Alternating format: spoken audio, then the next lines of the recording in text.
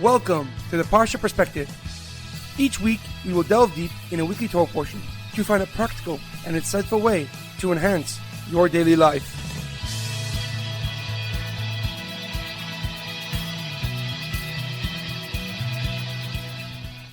Thank you for tuning in. My name is Rabbi Shalom Yamini, and each week we will look into the weekly Torah portion to find practical and insightful ways to enhance your daily life.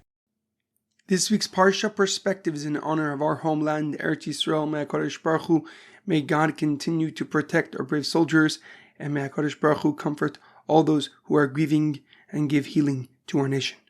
This week's Parsha Perspective is in loving memory of Edward ben Efraim, Shlomo ben Edward, and Yirachmiel Daniel ben Gedalia. May their souls be uplifted, and may their memories be a blessing.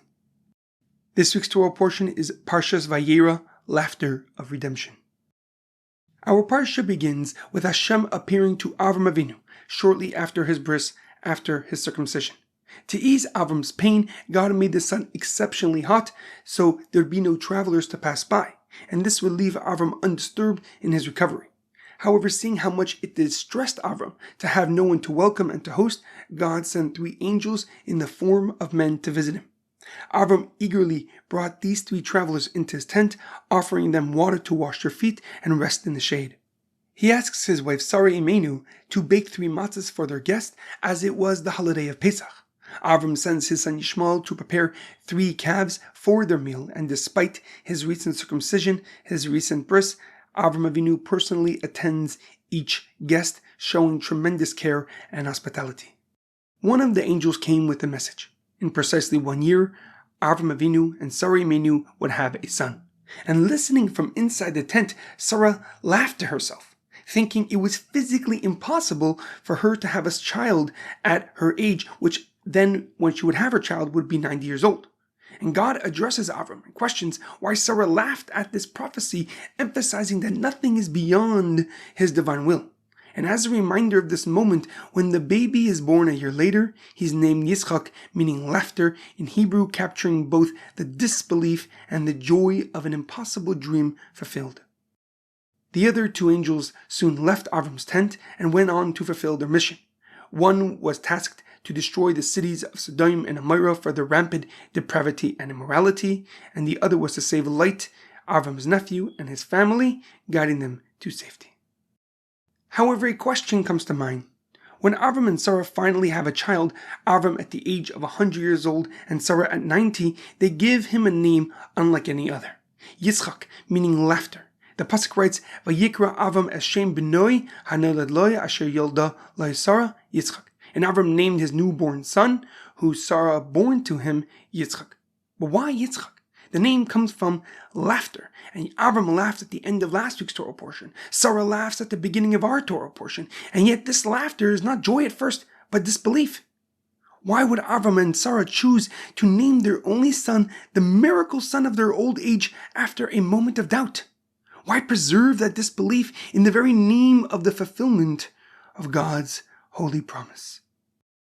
The Malbim, written by the famous rabbi from the 19th century, Rav Meir Leib Wisser, that focuses on the unique meaning of each word, gives us a simple explanation. And he writes that the name of Yitzchak was not chosen by Avram or Sarah. God explicitly commands Avram that Sarah, your wife, will bear for you a son, and you shall call his name Yitzchak. The name, therefore, does not memorialize doubt.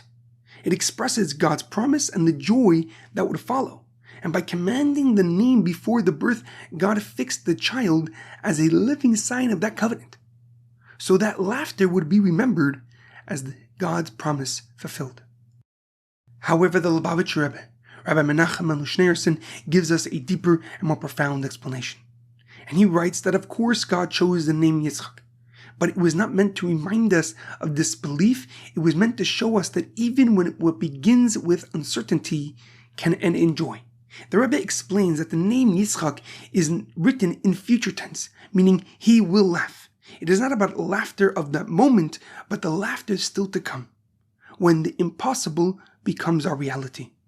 The Rebbe points out that the name Yitzchak is written in future tense, meaning he will laugh, teaching us that true laughter is not from the past, but from what lies ahead. The Zohar writes that when the time comes, when Mashiach comes, God will bring laughter to the tzaddikim, to the righteous. A joy so complete that it will fill the entire world when the truth is revealed.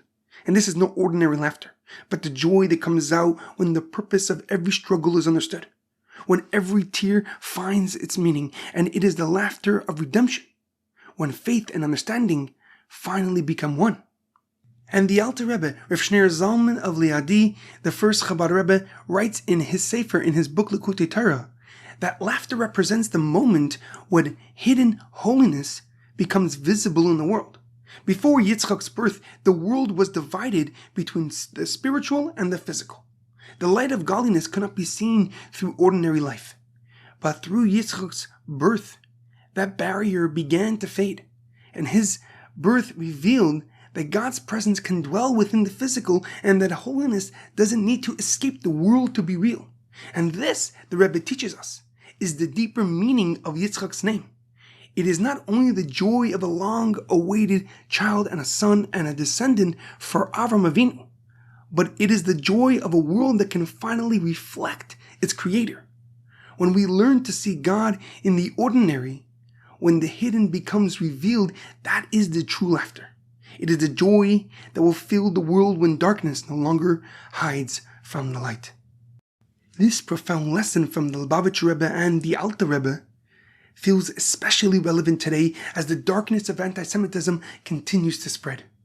From elected officials, public figures, to organizations once considered friendly, the hatred of Jews has become increasingly open and mainstream. We cannot close our eyes to it or explain it away. It is the same ancient hatred reborn in a new language. It is rooted in the same fear of truth. But this does not weaken us. It does not silence us. It does not shake our pride or our purpose. We stand tall, we stand proud and unbroken, knowing that our strength comes from faith and not from fear. And the world may rage, but we continue to live as children of Avraham Avinu, of Sarah Imenu, of people who had faith, kindness, and courage. And in the end, it is those who love God and shun evil who will know the truest laughter, the joy of a world made whole. In our daily life, it is imperative to realize that despite the challenges we face each and every day, we must still learn to see joy. Not only the joy of celebration, but the quiet joy that comes from noticing the blessings that surround us. From the small miracles that fill each day to the grand and great changes that only God can make, every moment carries His hand dictating our every move. And when we train ourselves to look for that goodness, life itself begins to feel lighter and more complete. And the reason is twofold. First, it is the only way to guard our hearts from the pain and the suffering that fills our world.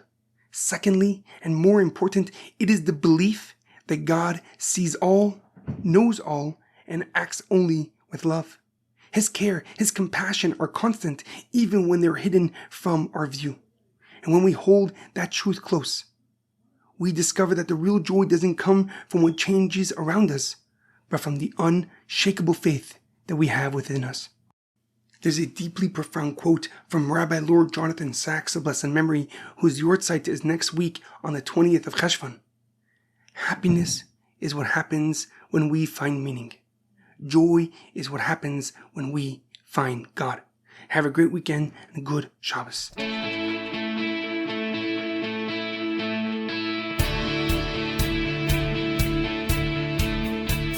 Thank you for tuning in to the Parsha Perspective. Check out our website, theparshaperspective.com. Send thoughts and comments to theparshaperspective@gmail.com. Till next time, thanks for listening.